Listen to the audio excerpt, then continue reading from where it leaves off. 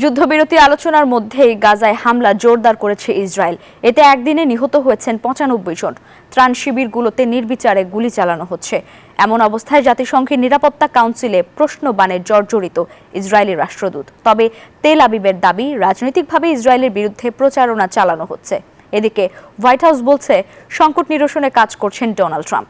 গাজায় ইসরায়েলের হামলার লক্ষ্যবস্তু এখন ত্রাণের বহর।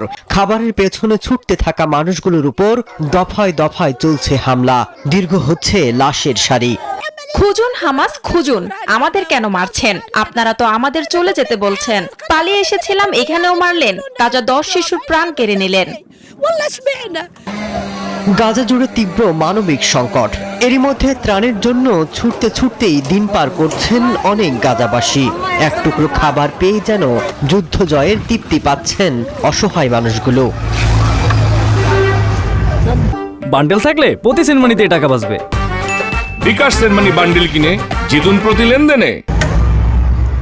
এদিকে সোমবার জাতিসংঘের নিরাপত্তা কাউন্সিলে প্রশ্ন ওঠে গাজায় ইসরায়েলের বর্বরতা নিয়ে।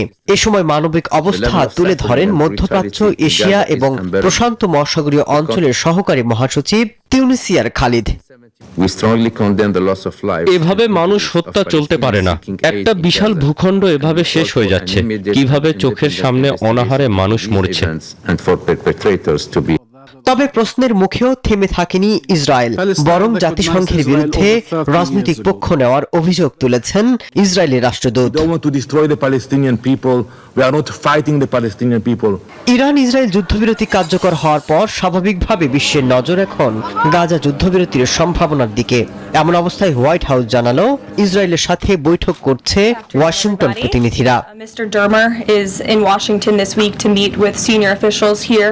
এমনকি ট্রাম্প দ্রুত এই সংঘাত নিরসন করবেন বলেও জানিয়েছে white house. Masud Rana, news 24।